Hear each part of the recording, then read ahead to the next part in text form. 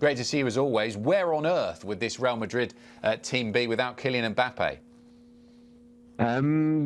Probably way down the table, struggling in the Champions League and out of the Copa del Rey at an earlier stage, because he scored a ridiculous percentage of their goals. And tonight again, the first half, he didn't have one touch in the penalty area the first half. The goal that he scores is his first touch in the penalty area in the game. He was kind of floating on the edge of the box a lot, doing a lot of movement left to right, not just centre, and then popping up in the right place at the right time to score that goal. He's been absolutely vital. He scored all different types of goals as well. Yes, there have been a lot of penalties, but Real Madrid had problems with penalties last season. People kept missing them, not least Mbappé. But now he's proved to be more deadly from the penalty spot. And they need him to score, because Vinicius Junior hasn't scored in LaLiga for nearly 4 months. Jude Bellingham's scoring is way down. Rodrigo went a whole calendar year almost without scoring in the league. So without Kylian Mbappé, they would be in a much worse position. But the good news for Real Madrid is that they do have him. Phil, in the Champions League against Monaco, there's a lot of eyeballs on Vinny Jr. He stepped up and he delivered.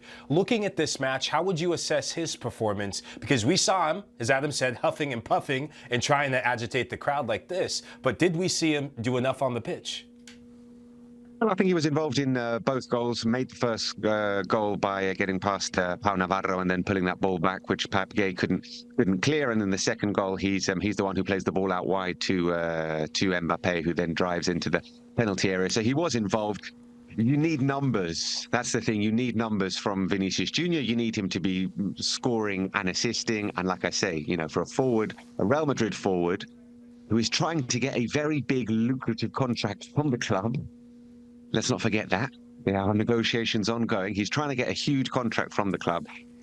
He can't go 4 months without scoring in the league, which is closing in on what he's done. 4th of October was the last time he scored in La Liga against Villarreal. So I think, today's game, he was involved, he kept going, and he was instrumental in the breakthrough. So let's not hold too much against him. But, 5 goals all season for him in the league is not good enough.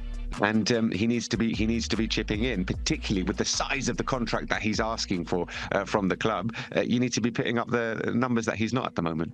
Phil, another win for Arbeloa, and this one against a pretty decent side so far this season in Villarreal. How do the Real Madrid fans feel about how he's doing so far?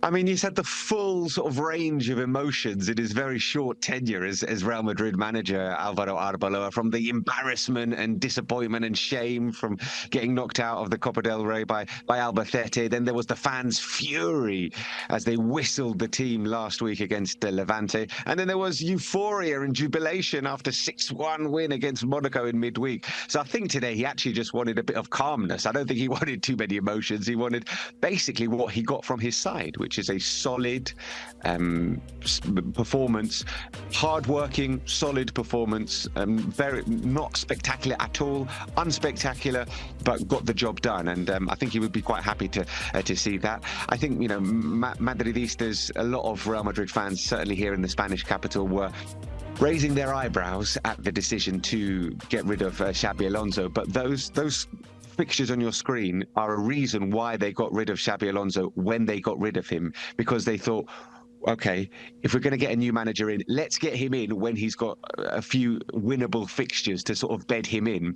They didn't think that Álvaro Arbeloa would lose to Albacete, but listen, the first 3 games in charge were against the team who were 17th in the Segunda División, the team who were 19th in La Liga, and the team who were 9th in Liga in the Champions League. So those were 3 winnable games for Real Madrid, which they didn't win all of them, but they were 3 winnable games. This was billed as being like the first major test for Álvaro Arbeloa's Real Madrid side. And like I said, they came through it really well. Not spectacularly, didn't play brilliantly today, but it was a solid, hard-working performance. They got the job done against an admittedly disappointing Villarreal side.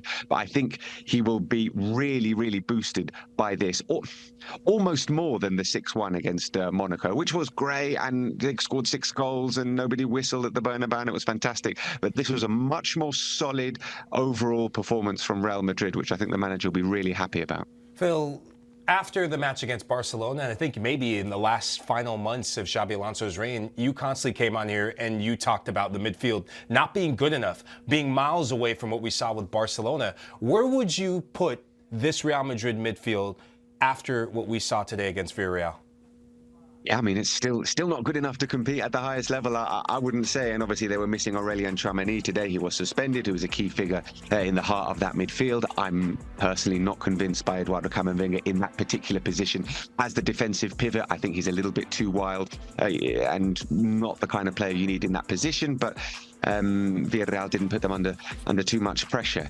There is still a lack of football in the final third from Real Madrid, but today they were more committed. We saw a little bit more intensity when winning possession back. We saw the centre-backs pressing a little bit higher up with Dean Howson and Raul Asensio following deep into the opponent's half to try and get possession back. So there was a little bit more in terms of intensity, and that's why I keep coming back to the phrase hard-working, because I think it was a hard-working performance from Real Madrid, and players like, for example, Franco Mastantuono, we saw him really helping out defensively a lot, which is something that he needs to do and something that in the last few appearances he hadn't necessarily done. So things for Real Madrid to build on. But in terms of their creativity in the final third, didn't see any more from that today from them to think, okay, Álvaro Arbeloa has flicked a switch and now they can play better in the final third. We didn't see that, but they got the job done. Phil, we appreciate your hard work as always here on Scoreline. We'll speak to you very soon on the programme. Thank you. Thanks, guys. Michael, to continue the conversation, obviously that puts the ball into Barcelona's court. You would put them as heavy favourites to beat Real Oviedo, the promoted side, on Sunday. But at least from Real Madrid, and we can't say this for the course of the season so far necessarily all the time, they have managed to put some pressure on their great rivals. Look, for as crazy and as chaotic as this season's been, they're doing what they need to do, which is stay right in the windshield, right, of Barcelona, because El Clasico is going to come up. This Madrid side, I think the biggest question that you and I, Ian, everyone on Scoreline's always had is, where's their mentality at? And can they become a unified team on a unified front? And for all the things that Álvaro Arbeloa has done, he's saying all the right things, bar Albacete. He's doing all the right things in terms of playing and catering to the players in the locker room. I mean, his defense of Vinny Jr., I think you're seeing the benefits of that because Vinny is a very emotional guy, right? We've seen the highs, the lows, and the in-betweens of it when the fans turn on him, and he came to his defense. Now Vinny is starting to create and produce a bit more and get you some of those magical moments. Kylian Mbappé, though, is the big story for me today because this Real Madrid side, they have one of the greatest players in the modern era that I think we've seen, and one of the greatest players that we'll see for a long time in a football uniform. I mean, he's got 34 goals right now in all competitions, Adam, and I think that he's going to break 50 goals. The last player to do that was Cristiano Ronaldo, and he did that multiple times, right?